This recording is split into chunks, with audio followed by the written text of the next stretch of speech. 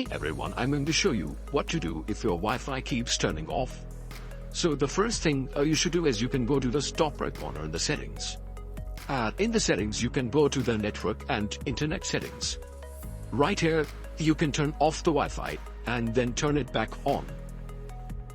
After turning it on, you should check if it is still doing turning off or turning on.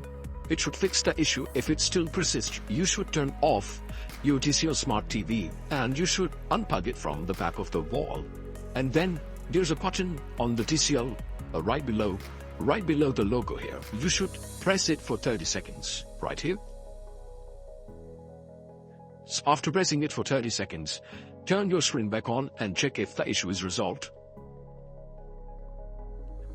This should resolve your issue, hopefully.